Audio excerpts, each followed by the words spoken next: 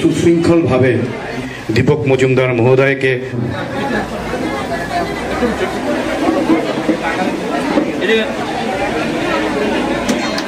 সারাদিন প্রতিটি বোধ প্রতিটি এলাকা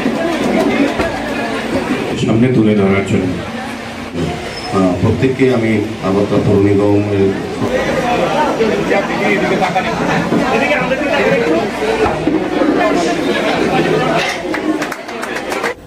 সেই উপলক্ষে আমাদের মাঝে উপস্থিত আছেন আমাদের আগরতলা মিউনিসিপ্যাল কর্পোরেশনের মাননীয় মেয়র তথা বিধায়ক সবার প্রিয় শ্রী দীপক মজুমদার মহোদয়।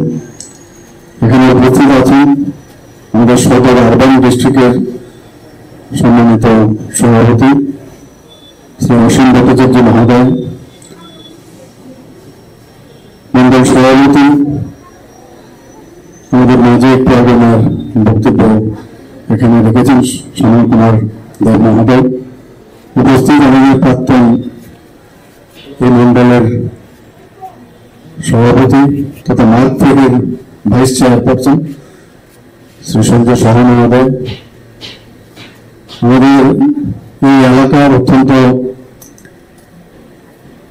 সম্মানীয় ব্যক্তিত্ব সুনীল রায় চৌধুরী আমাদের মাঝে উপস্থিত আছেন এবং এই ওয়ার্ডের যিনি এখানে অ্যাডভোকেট, এখানে আমাদের মাঝে ওয়ার্ড যিনি দেখছেন আমাদের মাঝে উপস্থিত আছেন। তাছাড়া আমাদের মন্ডলের বিভিন্ন স্তরের যারা এখানে বিভিন্ন স্তরে আসেন আছেন, আর যাদের জন্য আজকের এই কার্যক্রম আমার প্রিয় মা বোনেরা মেয়েরা এবং এখানে উপস্থিত আমাদের সাংবাদিক বন্ধুরা সবাইকে এই শারদীয় পুজো উপলক্ষে হার্দিক অভিনন্দন ও শুভেচ্ছা জানাচ্ছি।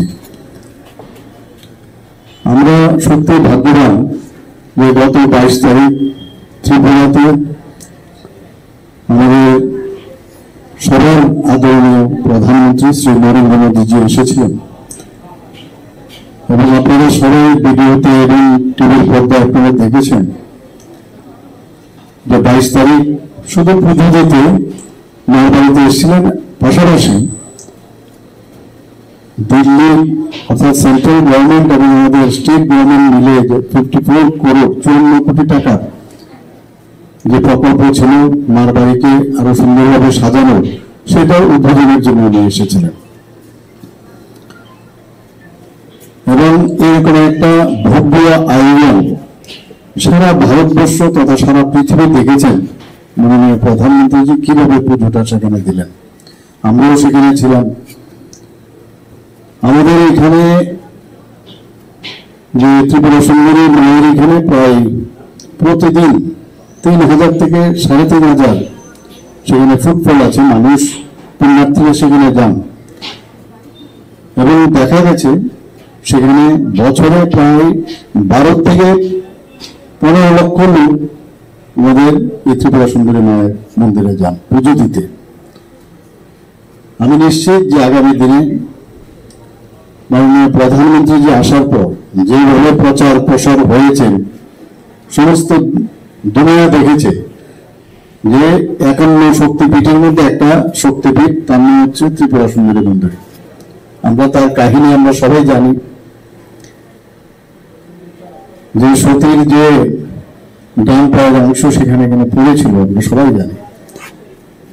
এবং এটা কিন্তু এখন আমরা জানি ঠিকই, তারপরেও এই 140 কোটির মানুষ অনেকে জানে না। সবাই যদি সব জিনিস জেনে যেত তাহলে অ্যাডভার্টাইজমেন্টেরও দরকার ছিল না, পত্রপত্রিকায়ও দেওয়ার দরকার।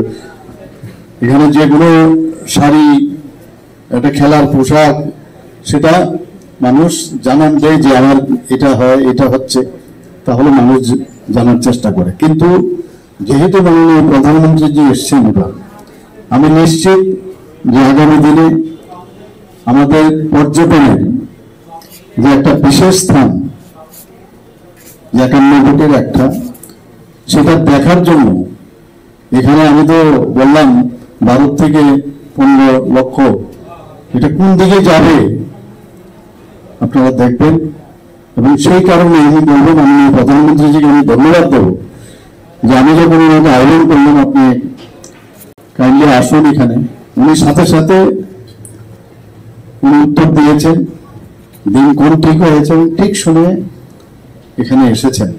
এটা আমাদের জন্য অত্যন্ত গর্বের বিষয়।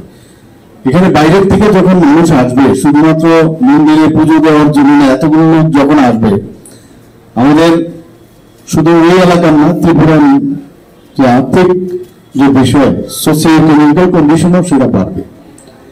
সবকিছুর সাথে কিন্তু অনেক কিছু ডিপেন্ড করে। আর্থিক বিষয় যখন স্ট্রং হয় তখন কিন্তু একটা পরিবার যেমন শক্তিশালী হয়, আমাদের রাজ্যও কিন্তু সেভাবে শক্তিশালী হবে। কাজেই এটা তো গেল শুরুয়াত আমাদের 22 তারিখ। আবার 22 তারিখ আরেকটা বড় জিনিস যেটা হয়েছে, আমরা সবাই জানি যে জিএসটি রিফর্ম, এই জিএসটি রিফর্ম যে এত বছর ধরে যেটা কোনো সরকার সাহস করেনি এই রিফর্ম করার, রিফর্ম না, প্রথম এই যে জিএসটি বিল যেটা আনা হয়েছে, যে অনেকগুলো ট্যাক্স এক জায়গার থেকে আরেক জায়গায়, ফ্যাক্টরি ট্যাক্স, সেল ট্যাক্স, ভেট ইত্যাদি, এবং এক স্টেট থেকে আরেক স্টেটে গেলে আরেক মানে ট্যাক্স, এই সমস্তকে কেন্দ্রীভূত করে জিএসটি শুরু হয়েছে। 5টা তার স্ল্যাব ছিল, 0%, 5%, 12%, 18%, শেষ পর্যন্ত 22 প্লাস সেস না 28 প্লাস সেস এটা ছিল। সেই জায়গায় যারা আমাদের ট্রেডে যারা আছেন, যারা বিজনেসম্যানরা আছেন, তাদের কিছুটা সমস্যা হতো। এবং তৎকালীন সময়ে আমাদের যে মাননীয় অর্থমন্ত্রী সীতারামনজি বলেছেন, মাননীয় প্রধানমন্ত্রীজির নির্দেশে এই কাজটা হয়েছে, বলেছেন আগে তো আমরা ইমপ্লিমেন্ট করি। এবং অনেকের মধ্যে একটা ঘটনা হচ্ছে, যখন একটা বিষয় কন্টিনিউয়াস চলতে থাকে, নতুন কিছু আসলে কিন্তু সবার মধ্যে একটা উৎকণ্ঠা হয় যে এটা কি হচ্ছে, এটা হবে কি, আগেরটাই ভালো ছিল। কিন্তু শেষ পর্যন্ত দেখলাম আমরা 11 বছরে আমাদের যে অর্থনৈতিক যে বুনিয়াদ সেটা কিন্তু অনেক বেশি স্ট্রং হয়েছে এবং সাকসেস হয়েছে, যে কারণে সারা পৃথিবীর মধ্যে 11তম অর্থনীতির মধ্যে আমাদের স্থান ছিল, সেই জায়গায় 4th পজিশনে 1 লাফে চলে এসছে।